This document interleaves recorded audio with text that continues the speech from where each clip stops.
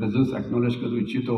आत्ताच आपण हे जे करिअर अकॅडमीचं जे उद्घाटन केलं त्याच्याकरता कर्नल जोशी आहेत, ग्रुप कॅप्टन वालावलकर आहेत. सर जरा उभं राहाल का एक मिनटं जरा? ते आता इथे हे काम करणार आहेत, तर त्यांचं आपण प्रेझन्स इथे ॲक्नॉलेज करूया.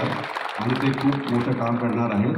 आणि याच्याशिवाय डावीकडे जी माझी बटालियन होती 7 मराठा लाईट इन्फंट्री, ज्यांनी भारत चीन सीमा, भारत पाकिस्तान सीमा इकडे खूप काम केलेले आहे, तिथे खूप जण आलेले आहेत. त्यांना मी विनंती करतो की उभं राहावं जरा. आणि सांगली जिल्हा हा असा जिल्हा आहे की जिथे एक पोलीस पॉप्युलेशन खूप जास्त आहे. आणि आता हे तुम्हाला साध्या ड्रेसमध्ये दिसत आहेत, पण यांनी काय पराक्रम गाजवला, म्हणजे इथे वीरश्री कशी गाजवावी वगैरे याविषयी बोलण्यात आलेलं आहे. पण हे ॲक्च्युली जमिनीवरती या लोकांनी काम केलेलं आहे. परंतु त्याच्याविषयी आज बोलायला हे नाही आहे. भारत पाकिस्तान सीमा, काश्मीरमध्ये काय केलं, ईशान्य भारतात काय केलं, तर त्यांचंसुद्धा मी इथे स्वागत करतो. धन्यवाद. आणि याच्याशिवाय इथेच डॉक्टर नाटेकर बसलेले आहेत, माझी सख्खी मावसबाई सुधाताई नाटेकर बसलेल्या आहेत. आणि आपल्या माहितीकरता सर एक मिनिट उभं राहाल का जरा सर दोघंही? त्यांना आज अशाकरता मी उभं राहायला सांगतो आहे की त्यांनी एक पुस्तक प्रेझेंट केलं या प्रतिष्ठानाला, आणि त्या पुस्तकाचं नाव होतं शूरामी वंदिले. तर थोडक्यात मी या पुस्तकाविषयी बोलणं हा आजचा विषय नाही आहे, पण त्याच्याविषयी मी तुम्हाला फक्त 2च मिनिटं सांगण्याचा प्रयत्न करतो की शूरामी वंदिले म्हणजे काय.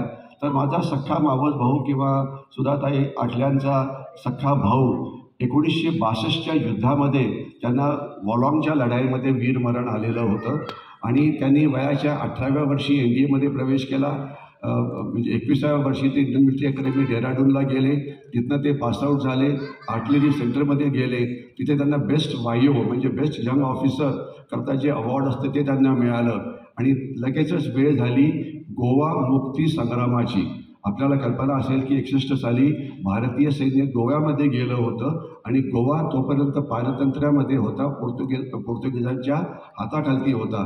तर 17 पॅराफीट याच्यामध्ये ते होते. त्यांनी तिथे म्हणजे पॅराड्रॉपिंग केलं होतं आणि गोव्याला 3 दिवसामध्ये स्वातंत्र्य मिळालं होतं. त्याच्यामध्ये विष्णू आठले यांचा सहभाग हा फार मोठा होता. इमॅजिन करा की शत्रूच्या राजधानीवरती पॅराड्रॉप करायचा म्हणजे काय हिंमत असेल याची आपल्याला कल्पना यावी. आणि लगेचच भारत चीन युद्ध हे सुरू झालं. आणि त्याकरता विष्णू आठले यांना अरुणाचल प्रदेशमध्ये लोहित नावाची नदी आहे, तिथे एक खोरं आहे, त्याचं नाव आहे वॉलॉंग. वॉलॉंगला एक ॲडव्हान्स लँडिंग ग्राउंड आहे. तर तिथे 20 दिवस चीनच्या बरोबर लढाई चालली आणि चीनी सैनिकाचा तिथे ऑलमोस्ट पराभव झाला. आणि त्यानंतर चीनी सैन्य जे होतं हे पुढे तेजपूरच्या बाजूला आलं नाही, तिथे त्यांना वीरमरण आलं होतं. आणि त्याच्यावरती हे पुस्तक आठले फॅमिलीनी तयार केलेलं आहे.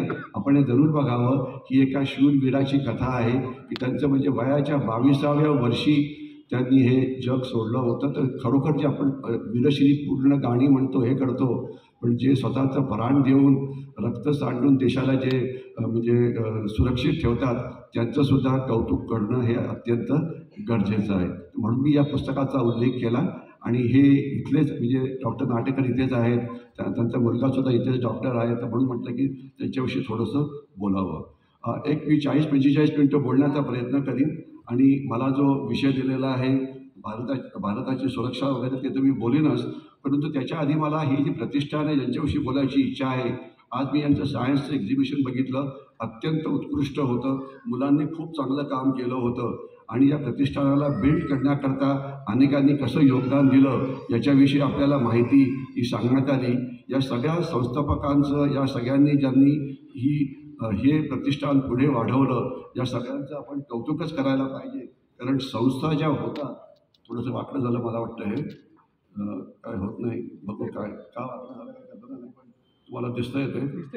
ठीक आहे, बघू ते येत आहेत का? ओके, ठीक आहे, इतकं चालेल, त्याच्यावर जास्त काही गरज नाही आहे.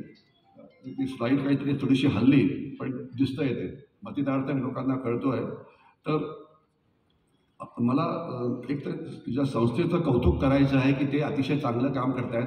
माझं फक्त एकच त्याच्यामध्ये सजेशन आहे की या मुलांनी जे सगळं चांगलं काम केलं होतं त्याची एक यूट्यूबची फिल्म बनवावी. म्हणजे त्यांनी केलेले प्रयोग, त्यांनी केलेले मॅथमॅटिकल लॅब वगैरे हे कायमचं रेकॉर्डवरती राहील आणि येणाऱ्या मुलांना त्याच्याविषयी माहिती मिळेल, त्यांच्या पालकांना याच्याविषयी माहिती मिळेल. कारण नाहीतर हे सगळे जे तुम्ही गोष्टी निर्माण केलेल्या आहेत त्या पुढच्या आठवड्याभरामध्ये त्या राहणार नाहीत तिथे.